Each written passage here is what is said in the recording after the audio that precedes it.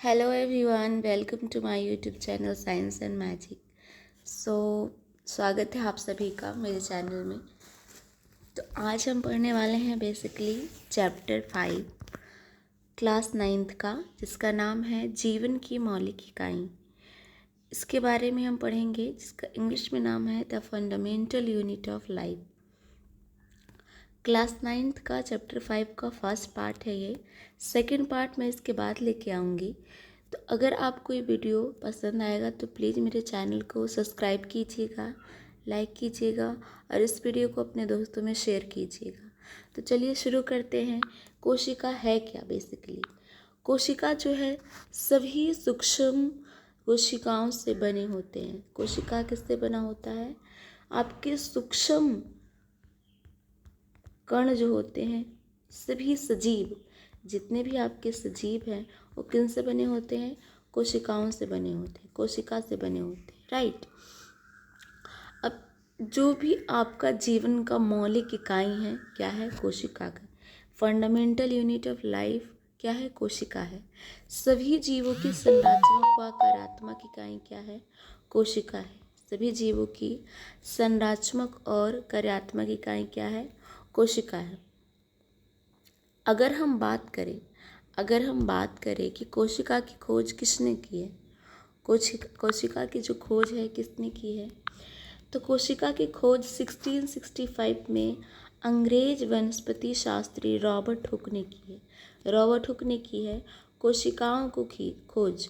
उन्होंने कॉर्क की पतली काट। अब कॉर्क क्या होता है? जैसे कि फॉर एग्जांपल आपका ये पेड़ है, तो पेड़ का ये वाला हिस्सा, पेड़ की जो छाल होती है वो किसे क्या बोलते हैं? उसे कॉर्क बोलते हैं। उसे क्या बोलते हैं? कॉर्क बोलते हैं। तो उसी को यूज करके उन्होंने क्या किया था? 1665 में रॉबर्ट हुक ने इसकी खोज करी। रॉबर्ट हुक ने क्या करी? इसकी खोज की। अब देखिए, कोशिकाओं का उन्होंने अवलोकन किया। उसके अवलोकन करने के लिए उन्होंने स्वनिर्मित सूक्ष्मदर्शी का प्रयोग किया। पेपर में क्वेश्चन आता है कि रॉबर्ट हुक ने कोशिका की खोज करके उसका अवलोकन, उसका जो स्टडी है, किसके द्वारा किया? तो उन्होंने खुद से जो सूक्ष्मदर्शी, खुद से जो माइक्रोस्कोप बनाया था, उसी के अंदर उन्होंने उसकी पढ़ाई की, उसके बारे में उन्होंने बताया। बेसिकली जब देखा जाए तो जब इन्होंने, रॉबर्ट हुक ने इसका खोज किया था, पेड़ की छाल से करा था, और उन्होंने क्या दिया था? उन्होंने देखा था कि मधुमक्खी का जो छत्ता होता है, मधुमक्खी का छत्ता जैसे इस तरीके से होता है, उसमें छोटे छोटे छिद्र होते हैं। तो इसी तरीके से उन्होंने क्या देखा था? पेड़ के छाल के अंदर संरचना देखी थी, जिन्होंने उसका नाम क्या दिया था? कोष्ठक दिया था। क्या दिया था? कोष्ठक दिया था। और फिर उन्होंने सोचा कि छोटा सा क्या है सर, कोशिका, जब वर्ड आया इंग्लिश में उन्होंने क्या बोला? सेल। इसे बोला सेल। इंग्लिश में क्या बोला? सेल। सेल का जो लैटिन शब्द का है, कहाँ से आया ये? लैटिन शब्द है, लैटिन भाषा का शब्द है सेल, जिसका अर्थ क्या है? जिसका अर्थ है छोटा कमरा। जिसका अर्थ क्या है? छोटा कमरा। तो पेपर में क्वेश्चन आएगा कि सेल जो है किस भाषा का शब्द है, तो लैटिन भाषा का शब्द है। उन्होंने, जो रॉबर्ट हुक ने खोज की, वो किसके द्वारा की थी? कॉर्क, यानी कि पेड़ की छाल। और एक और इम्पॉर्टेंट चीज़, जब रॉबर्ट हुक ने खोज की थी कोशिका की, तो उन्होंने मृत कोशिका की खोज की थी, मृत कोशिका की, क्योंकि पेड़ का छाल जो होता है वो मरा होता है। मृत कोशिका की खोज की थी। अगर हम बात करें कि फिर जीवित कोशिका की खोज किसने की है, जीवित कोशिका की खोज किसने की है, तो जीवित कोशिका की खोज जो की है वो की है लेवेनहुक, वॉन्टेनियन लेवेनहुक ने 1674 में। ठीक है, जीवित कोशिका की खोज किसने की है? आपके वॉन्टेनियन लेवेनहुक ने। आपको मैं बताती हूँ, हमें जीवित कोशिका की खोज जो है 1674 में, 1674 में वॉन्टेनियन लेवेनहुक ने की है। ठीक है, अगर हम बात करें कि जीवित कोशिका की खोज किसने की है, पेपर में क्वेश्चन आता है कि कोशिका की खोज किसने की है, ठीक है, लेकिन नॉलेज की मैं आपको बता देती हूँ, जीवित कोशिका की जो खोज की है वो ल्यूवेनहुक ने की है। ल्यूवेनहुक,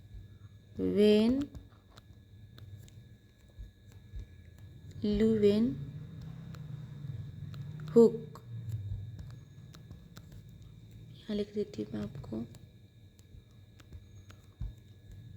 ल्यूवेनहुक ने की है।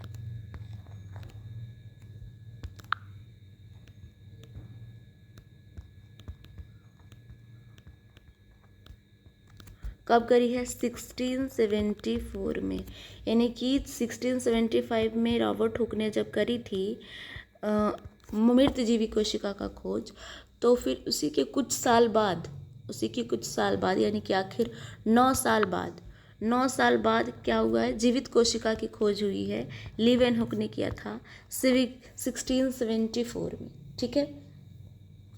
उन्होंने क्या करा था? तालाब के जल को स्वतंत्र रूप से जीवित कोशिकाओं का पता लगाया था। तालाब के जल से उन्होंने उसका जीवित कोशिकाओं को क्या करा था? पता लगाया था। तालाब के जल के द्वारा जीवित कोशिकाओं का खोज उन्होंने किया था 1674 में। आगे की अगर बात करें तो अगर हम कोशिका में स्थित तरल जैविक पदार्थ जिसे जीव द्रव्य कहते हैं, जीव द्रव या कोशिका द्रव की बात करें तो किसने किया था? ये किया था आपके मिस्टर जे.ई. पुरकिंजी ने।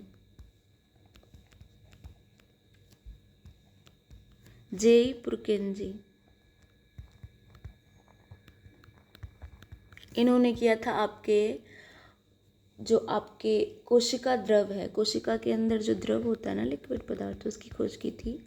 इन्होंने कब की थी इसकी खोज? इन्होंने जब की थी इसकी खोज वो था आपका 1839 में। कब की थी? 1839 में। एक और इम्पोर्टेंट क्वेश्चन, केंद्रक की खोज किसने की थी? केंद्रक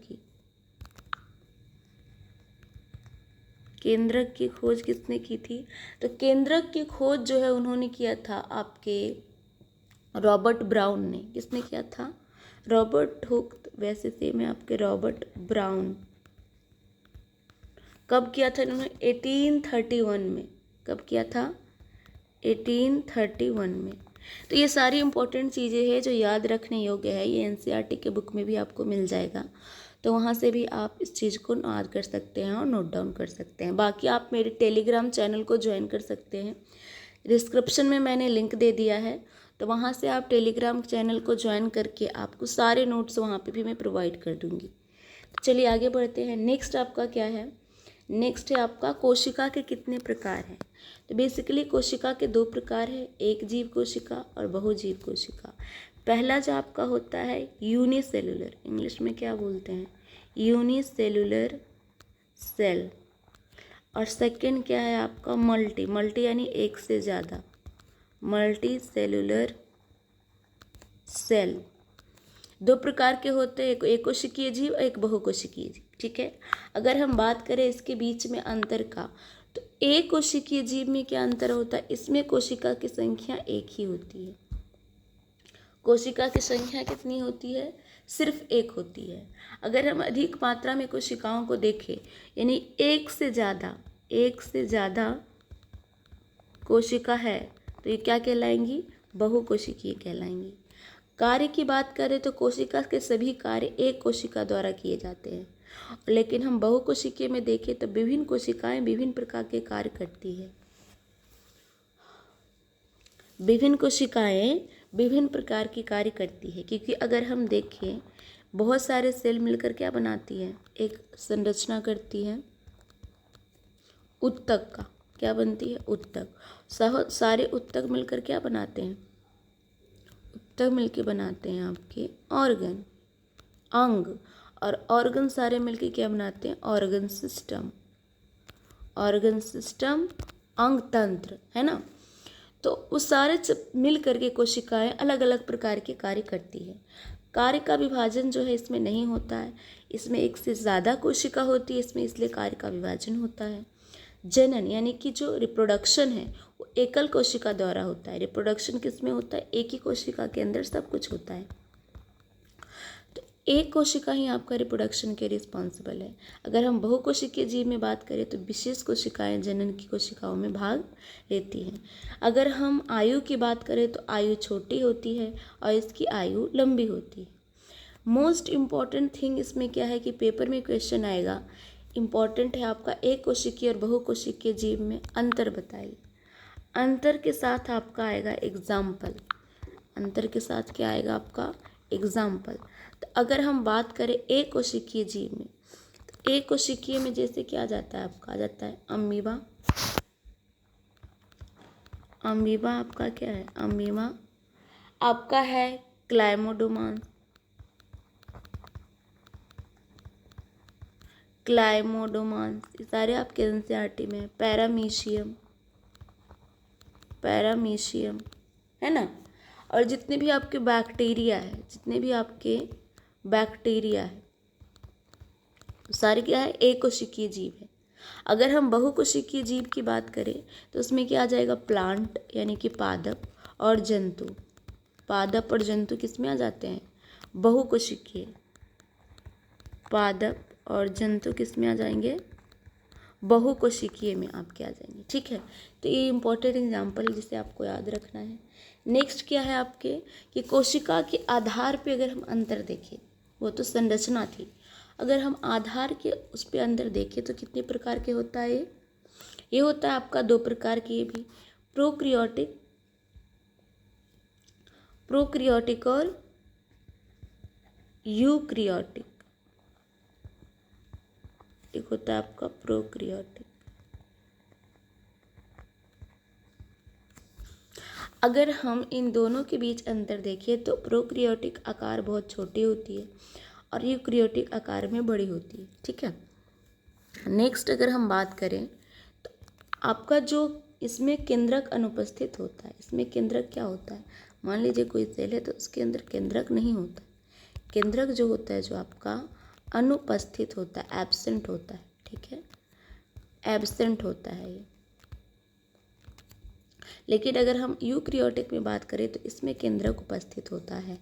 कोशिका का केंद्रीय भाग न्यूक्लियर झिल्ली नहीं होता। इसमें जो मान लीजिए न्यूक्लियस तो है, लेकिन न्यूक्लियस किस फॉर्म में है, उसका एक झिल्ली होता है बाहर, वो नहीं होता आपके प्रोक्रियोट में। लेकिन अगर हम यूक्रियोटिक की बात करें तो इसमें झिल्ली प्रेजेंट होता है, न्यूक्लियर झिल्ली ढका होता है। झिल्ली द्वारा घिरे अंग अनुपस्थित होते हैं और इसमें अंग झिल्ली द्वारा घिरे क्या होते हैं? उपस्थित होते हैं। एक और इम्पॉर्टेंट डिफरेंस है इसमें कि प्रोक्रियोटिक में क्या आते हैं, तो जितने भी बैक्टीरिया हैं आपके, जितने भी बैक्टीरिया हैं किस में आते हैं? प्रोक्रियोटिक में आते हैं। और जितनी आपके यूक्रियोटिक है, यूक्रियोटिक में आपके प्लांट आ जाते हैं, फंजई आ जाते हैं, फंजई कुछ फंजई आते हैं आपके प्लांट में ही, फंजई क्यों किया जाता है? आपके जंतु आ जाते हैं, जंतु। जंतु और प्लांट किस में आते हैं? सारे यूक्रियोटिक में आते हैं। नेक्स्ट अगर हम बात करें कोशिका की संरचना की, तो कोशिका की संरचना जो है प्रत्येक कोशिकाओं में 3 गुण दिखाई देते हैं, जो मोस्ट इम्पॉर्टेंट 3 गुण है। वो 3 गुण क्या है? पहला, कोशिका झिल्ली अथवा प्लाज्मा झिल्ली। जैसे कि आपका ये है तो ये बाहर है, यही कहलाता है आपका कोशिका झिल्ली, जो इसको आकार प्रदान करता है। जो कोशिका को आकार प्रदान करता है वही क्या कहलाता है? कोशिका झिल्ली कहलाता है। इंग्लिश में बोलते हैं सेल मेम्ब्रेन, सेल मेम्ब्रेन। अब देखिए, यह कोशिका की सबसे बाहरी परत है जो कोशिका के घटकों को बाहरी पर्यावरण से क्या करता है? एक तरह से अलग करता है। बाहरी पर्यावरण से क्या करता है? अलग करता है। ठीक है, यह कुछ पदार्थों को अंदर अथवा बाहर आने की जाने देती है, अन्य पदार्थों की गति भी रोकती है। इसलिए कोशिका झिल्ली या वर्णात्मक परिगामी झिल्ली कहते हैं। यानी कि इसे क्या कहते हैं? परमिएबल मेम्ब्रेन कहते हैं। इसे क्या कहते हैं?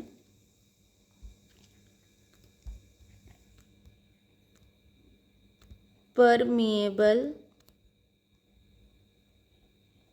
मेम्ब्रेन। परमिएबल यानी जो किसी जाने को परमिशन दे। मान लीजिए ये कोशिका है, इसके अंदर बाहर यहाँ भी कोई कोशिका होगी या नहीं भी होगी, ये कोशिकीय जीवों में नहीं होती है।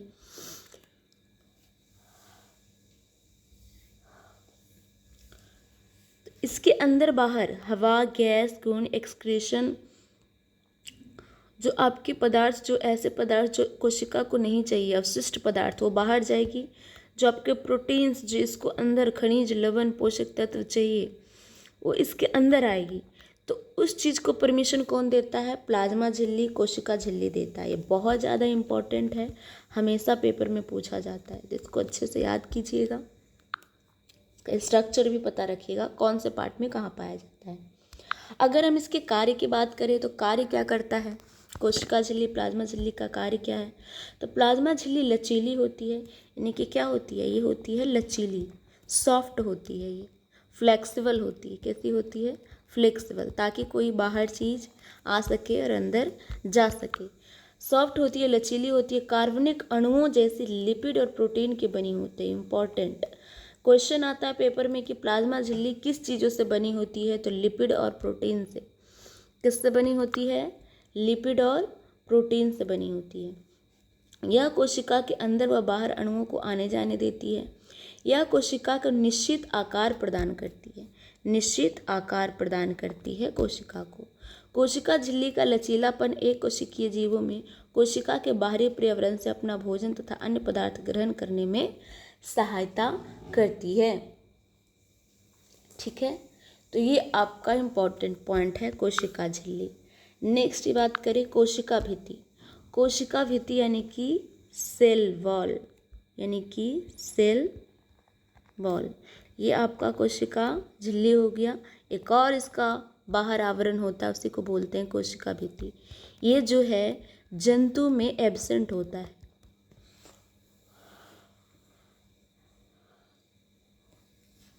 अगर हम एनिमल सेल की बात करें, एनिमल सेल में जंतु कोशिका में क्या होता है? एब्सेंट होता है, कोशिका भित्ति नहीं होती है। ठीक है, लेकिन ये पादप कोशिका में प्रेजेंट होती है, पादप में होती है, पादप में प्रेजेंट होता है। तो ये पादप कोशिका के सबसे बाहरी झिल्ली है, जंतु कोशिका में अनुपस्थित होता है। इसे यहाँ लिख रखा है। यह सख्त, मजबूत, मोटी सरंध्र, सरंध्र यानी कि इसके बीच में क्या होता है? छिद्र होता है। इसके बीच में क्या होता है? छिद्र होता है। अजीवित संरचना है। कैसी संरचना? अजीवित है। ये जो है आपका कोशिका भित्ति जीवित कोशिका नहीं है, नॉन लिविंग कोशिका है, आजीवित कोशिका है। यह सेल्यूलोज की बनी होती है। इंपॉर्टेंट है, पेपर में क्वेश्चन आता है कि जो प्लांट टिश्यू है, जो आपका प्लांट कोशिका भित्ति है, पादप कोशिका भित्ति किससे बनी होती है? तो सेल्यूलोज से। किससे बनी होती है? सेल्यूलोज से। इंपॉर्टेंट, यह सेल्यूलोज से बनी होती है। कोशिकाएं मध्य भित्ति द्वारा एक दूसरे से जुड़ी होती है। यहाँ पे एक और बीच में भित्ति होती है जिससे एक दूसरे से ये जुड़ी होती है। फिर आपका अंदर होता है कोशिका झिल्ली। कोशिका झिल्ली।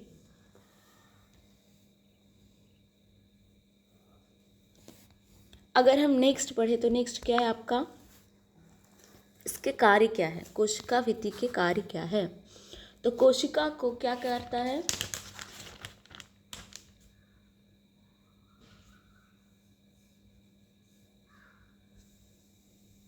देखिए, इम्पॉर्टेंट एक और आपका पॉइंट है कि कोशिका को संरचना प्रदान करती है, कोशिका को मजबूती प्रदान करती है। यह संरंध्र होती है, विभिन्न अणुओं को पाए जाने की अनुमति देती है। इससे मरम्मत और पूर्ण जन्म की क्षमता होती है। यानी कि मान लीजिए कोशिका भित्ति को कुछ हो गया तो ये अपने आप को खुद रिपेयर कर सकती है, खुद अपने आप को रिपेयर कर सकती है, खुद अपने आप को मरम्मत कर सकती है, अपने आप को खुद बना सकती है। और जैसे कि हम परिगामी झिल्ली, जो आपका कोशिका झिल्ली था वो पढ़ रहे थे, उसमें एक इम्पॉर्टेंट पॉइंट एक और है।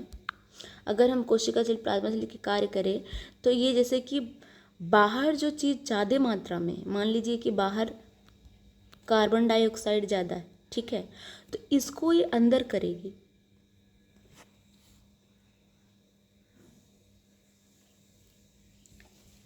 इसको क्या करेगी, अंदर करेगी।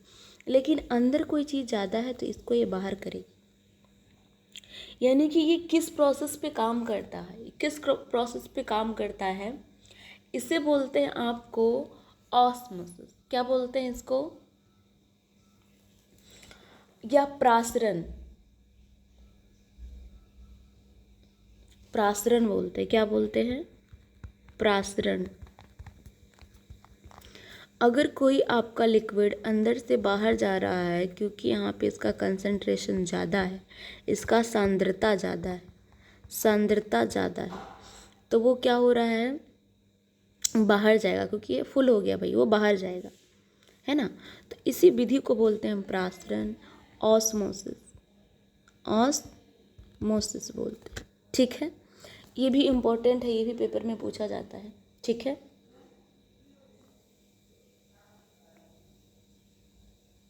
एक और इम्पोर्टेंट पॉइंट है कि यदि कोई कोशिका ऐसे माध्यम विलयन में रखा जाए जिससे बाहरी जल की सांद्रता कोशिका मिश्रित जल की सांद्रता से ठीक बराबर हो, तो ना तो कोशिका झिल्ली जल में कोई शुद्ध गति होगी और ना इसे विलयन में समसारी विलयन कहते हैं।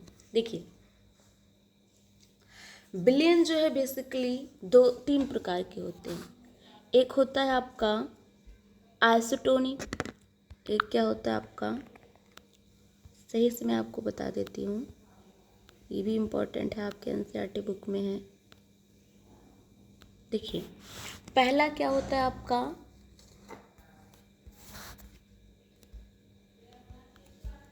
पहला होता है क्या आपका, अल्प प्रसारण।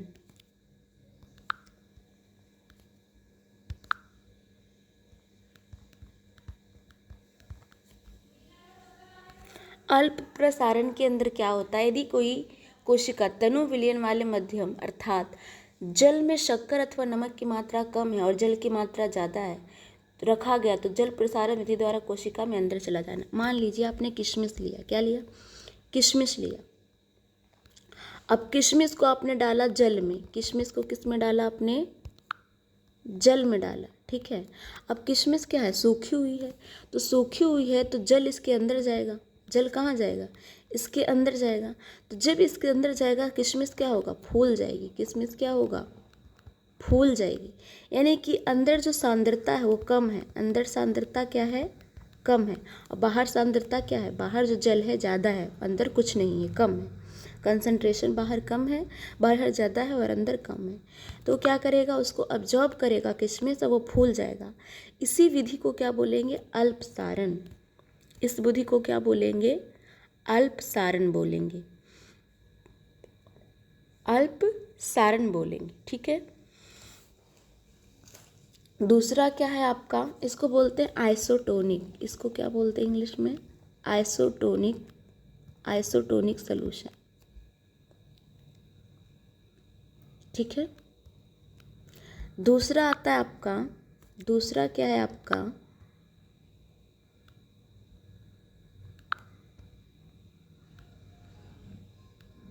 दूसरा जो है आपका है वो है समप्रसारी विलयन, समप्रसारी। अब समप्रसारी का क्या मतलब, अभी क्या लिखा है मैंने, अभी मैंने बताया आपको कि अगर किशमिश के अंदर पानी कम है तो बाहर पानी है उसके अंदर चला जाएगा, वो फूल जाएगा, वो क्या है, अल्पसारण। दूसरा क्या है आपका, समप्रसारी, समप्रसारी,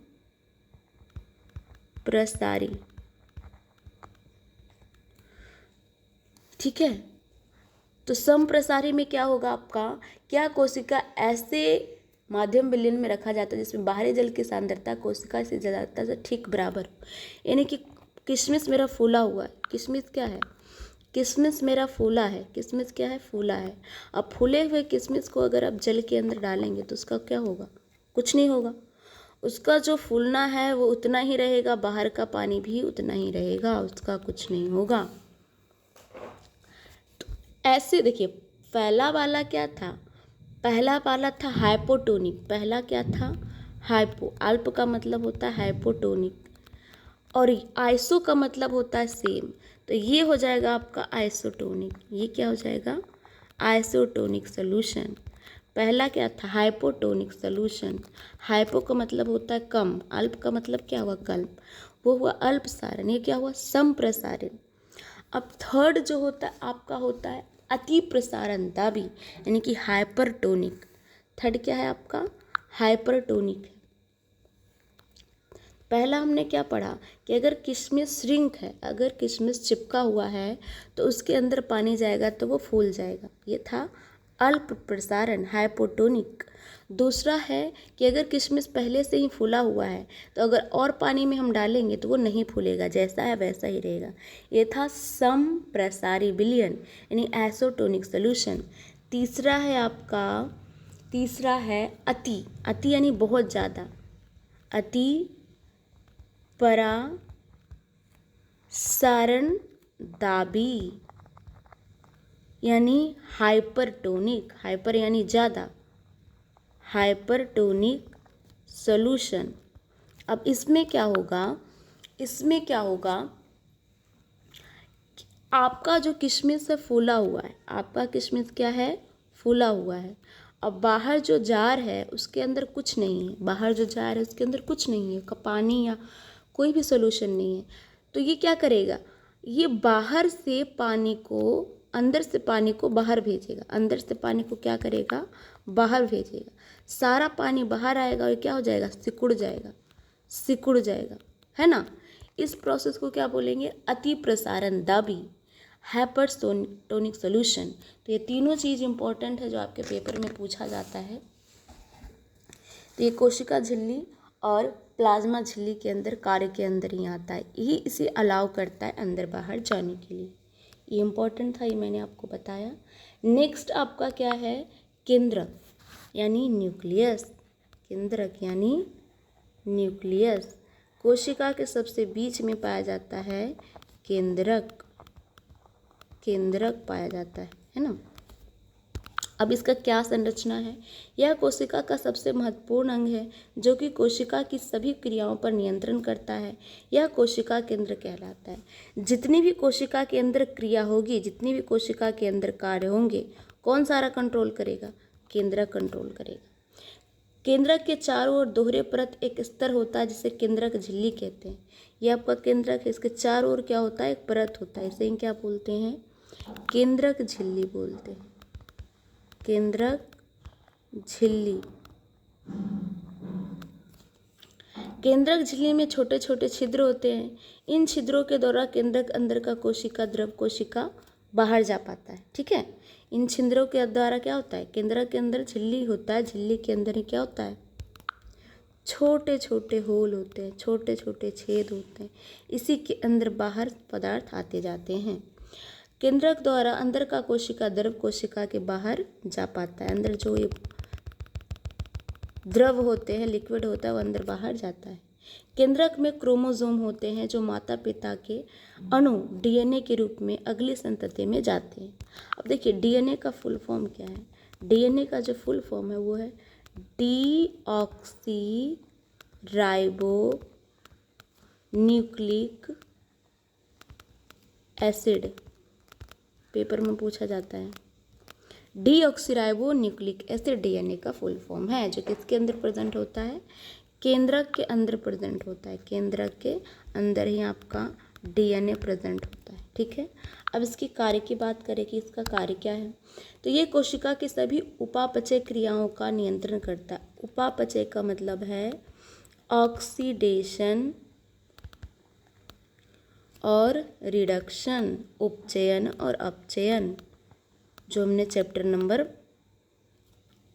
1 में पढ़ा है। या आप उपचयन का मतलब होता है कि ऑक्सीजन का जुड़ना, ऑक्सीजन का जुड़ना और हाइड्रोजन का हटना क्या कहलाता है? उपचयन। और अपचयन होता है क्या? उल्टा, हाइड्रोजन का जुड़ना और ऑक्सीजन का हटना ही अपचयन कहलाता है। ये आप आगे क्लास 10th में पढ़ेंगे चैप्टर नंबर 1 में। यह आनुवांशिक सूचनाओं को एक पीढ़ी से दूसरी पीढ़ी में भेजने का कार्य करता है। इंपॉर्टेंट कार्य क्या है केंद्रक का? आनुवांशिक यानी कि हेरिडिटरी। फॉर एग्जाम्पल आपके मम्मी पापा की हाइट क्या है, उनके कलर क्या है, उनके कैरेक्टरिस्टिक क्या है, ये सारा कैरेक्टरिस्टिक कौन भेजता है? पेरेंट्स से लेकर के यानी माता पिता से बच्चों में केंद्रक भेजता है। केंद्रक के अंदर क्या होता है? क्रोमोसोम, गुणसूत्र होते हैं। क्रोमोसोम को हिंदी में क्या बोलते हैं? गुणसूत्र। और गुणसूत्र किसके अंदर होता है? आपके डीएनए के अंदर। किसके अंदर होता है? डीएनए के अंदर। नेक्स्ट क्या है आपका? कोशिका द्रव। कोशिका द्रव, जैसे कि मैंने आपको अभी बताया था फर्स्ट में कि केंद्रक की खोज किसने की है? केंद्रक की खोज किसने की है? इंपॉर्टेंट, इसकी खोज की है रॉबर्ट ब्राउन ने। किसने की है? Robert brown. अभी शुरू में मैंने बताया था रॉबर्ट ब्राउन ने आपके केंद्रक की खोज की है। कब की है? इन 1831। 1831 ये इंपॉर्टेंट है, ये भी पेपर में पूछा जाता है तो इसको याद रखिएगा। रॉबर्ट ब्राउन ने केंद्रक की खोज की है। कब की है? 1831 में की है। नेक्स्ट बढ़ते हम कोशिका द्रव के अंदर। कोशिका द्रव यानी कि आपका सेल के अंदर जो लिक्विड पार्ट होता है, ये आपका न्यूक्लियस हो गया, इसके बाहर जो लिक्विड पार्ट होता है ये क्या होता है? कोशिका द्रव होता है। क्या होता है? कोशिका द्रव होता है ना, जिसे सेल फ्लूइड भी बोलते हैं, सेल फ्लूइड भी बोलते हैं। ठीक है। क्या कोशिका द्रव क्या है? कोशिका वह द्रव है जिसमें सभी कोशिकाओं का अंगक पाया जाता है। इसमें क्या पाए जाते हैं? इसके अंदर पाए जाते हैं माइटोकॉन्ड्रिया, इसके अंदर पाए जाते हैं सेल्यूलोज, इसके अंदर पाए जाते हैं वैक्यूल्स, इसके अंदर पाए जाते हैं आपके एंडोप्लाज्मिक रेटिकुलम, एंडोप्लाज्मिक रेटिकुलम पाए जाते हैं, इसके अंदर पाए जाते हैं आपके कोशिका मेम्ब्रेन, है ना। ये सारा कुछ इसके अंदर पाए जाते हैं, सारे अंग पाए जाते हैं। यह जैविक कैटाबोलिक क्रियाओं को संपन्न करवाती है और इसके दो भाग है। आगे पढ़ेंगे हम। कितने भाग है? 2 भाग। यानी कि जितनी भी जैविक कैटाबोलिक का मतलब है डाइजेशन, पाचन, ब्लड सर्कुलेशन, आपके बॉडी में पोषक तत्व कहाँ से कहाँ तक पहुँचना चाहिए, खाना का डाइजेशन, जैसे माइटोकॉन्ड्रिया में एटीपी बनता है। माइटोकॉन्ड्रिया को ही क्या बोलते हैं? Power house of the cell. क्यों? क्योंकि बिजली घर, कोशिका का बिजली घर। क्यों? क्योंकि यहाँ पे एनर्जी का निर्माण होता है। एनर्जी का निर्माण किसके फॉर्म में होता है? एटीपी के फॉर्म में होता है, इसलिए इसे बोलते हैं कोशिका का बिजली घर। अब देखिए मैंने बताया आपको कि कोशिका द्रव की भी खोज किसने की है? जेई पुरकेंजी ने की है। किसने की है? जेई पुरकेंजी, पुरोकंज, जेई पुरकेंज ने कहा है। पुरकेंजी पढ़ते हैं इंग्लिश में। कब की है? 1839 में। 1839 में। ये भी इम्पोर्टेंट है, ये भी आप याद रखिएगा। कोशिका का सिंपल स्ट्रक्चर, सेल का सिंपल स्ट्रक्चर इस तरीके से है, तो आप इसे सिंपली याद रखिएगा और प्रैक्टिस कर लीजिएगा क्योंकि ये पेपर में पूछा जाता है। आगे आपका क्या है? इसका 2 पार्ट क्या है? सिस्टोल और कोशिका अंगक। यह जलीय द्रव जिसमें विभिन्न प्रोटीन पाया जाता है। कोशिका के अंदर जो लिक्विड होता है उसके अंदर क्या पाया जाता है? सिस्टोल। क्या है आपका? सेमी लिक्विड फ्लूइड होता है, जैसे मैंने आपको बताया। उसके अंदर क्या पाए जाते हैं? प्रोटीन पाए जाते हैं। दूसरा क्या है? कोशिका अंगक, इसे बोलते हैं cell organelle. Cell organelle, cell organelle. ये विभिन्न प्रकार के अंगक है जो प्लाज्मा झिल्ली द्वारा खरी होती है। आपका है ना, इसके बाहर का जो, ये आपका कोशिका में, इसके बाहर का कोशिका झिल्ली हो गया, कोशिका झिल्ली हो गया। इसी में आपके सारे माइटोकॉन्ड्रिया, केंद्रक, वैक्यूल, एंडोप्लाज्मिक रेटिकुलम, ये सारा कुछ पाया जाता है इसी के अंदर। ठीक है। आगे इसके कार्य की बात करें तो इसका कार्य क्या है? तो जैसे कि अगर आप देखा जाए कोशिका द्रव का कार्य क्या है? वो क्या करता है, वो सभी चीज़ों को एक जगह रखता है और उसको मिलने नहीं देता। देखिए फॉर एग्जांपल आपका माइटोकॉन्ड्रिया भी इसी भी है, वैक्यूल भी इसी में है, लाइसोसोम भी इसी में है, एंडोप्लाज्मिक रेटिकुलम ईआर भी इसी में है। तो अगर सब कुछ एक ही जगह है तो ये क्या करेगा, मिल जाएगा, है ना। तो कोशिका द्रव क्या करता है, इनको अलग करने का कार्य करता है, इनको अपने पोजीशन से हिलने नहीं देता है। ये सेमी लिक्विड होता है। सेमी लिक्विड का मतलब है कि जैसा आपका जेली होती है ना, जेम्स एंड जेली, उस तरीके से फ्लूइड स्ट्रक्चर होता है इनका। स्ट्रक्चर नहीं कह सकते, फ्लूइड पार्ट होता है। तो ये सारे कोशिका अंग को स्थान, स्पेस प्रोवाइड करता है और एक दूसरे से मिलने नहीं देता है। जो जहाँ है वो वहीं पे प्रेजेंट रहता है। ये इसका इम्पोर्टेंट कार्य है। अगर हम बात करें कोशिका अंग का, तो कोशिका अंग क्या होता है भाई, कोशिका अंग यानी कि सेल ऑर्गेनेल। सेल ऑर्गेनेल अब क्या होता है, ये हमारी कोशिका हो गई, कोशिका केंद्रक हो गया केंद्रक। केंद्रक भी क्या है, एक सेल ऑर्गेनेल। इसके अंदर क्या है आपका, माइटोकॉन्ड्रिया। इसके अंदर क्या है आपका, माइटोकॉन्ड्रिया। फिर क्या है आपका, लाइसोसोम। लाइसोसोम फिर क्या है आपका, वैक्यूल। फिर क्या है आपका, एंडोप्लाज्मिक रेटिकुलम। क्या है, एंडोप्लाज्मिक रेटिकुलम।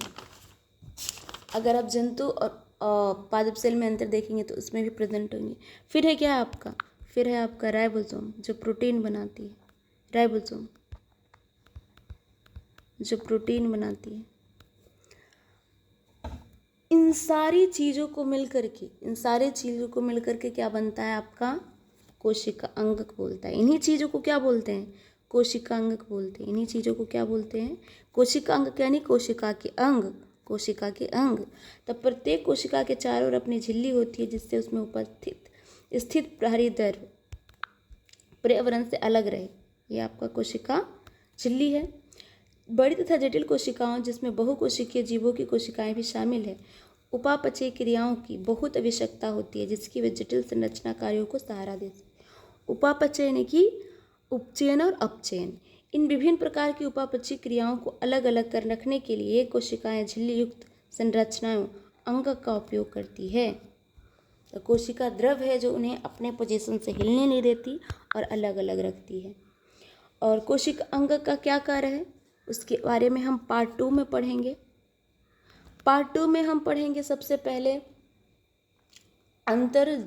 अंतर्द्रावी जालिका ER। ये है ना आपका, इंग्लिश में बोलते हैं इसे एंडोप्लाज्मिक रेटिकुलम, हिंदी में बोलते हैं अंतर्द्रवी जालिका, क्योंकि ये जाली के फॉर्म में दिख रहा है ना आपको, जाली के फॉर्म में, इसलिए बोलते हैं अंतर्द्रावी जालिका। तो हर एक पार्ट को, माइटोकॉन्ड्रिया को अलग से पढ़ेंगे, अंतर्द्रावी जालिका को अलग कैसे पढ़ेंगे, वैक्यूल को अलग से पढ़ेंगे, राइबोसोम को अलग से पढ़ेंगे, लाइसोसोम को अलग से पढ़ेंगे।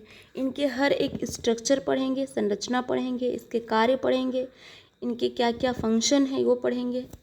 तो इन सब चीज़ों के पार्ट 2 में हम डिस्कस करेंगे इसके बारे में, ठीक है। तो थैंक यू सो मच। ये था आपका पार्ट 1। प्लीज़ ये वीडियो आपको अच्छा लगा तो शेयर करें, सब्सक्राइब करें, लाइक करें और अपने दोस्तों को ज़रूर बताएं इसके बारे में, और उनको भी वीडियो शेयर करें, क्योंकि आपके जो मेन एग्ज़ाम है उसमें सिर्फ 6 महीने बचे हैं। तो कोशिश कीजिए। और अभी बिहार बोर्ड का आपका मंथली एग्जामिनेशन है, तिमाही वाला, 3 मंथ में जो होगा। आज आपका हो गया है 23, तो 24 से पेपर स्टार्ट है।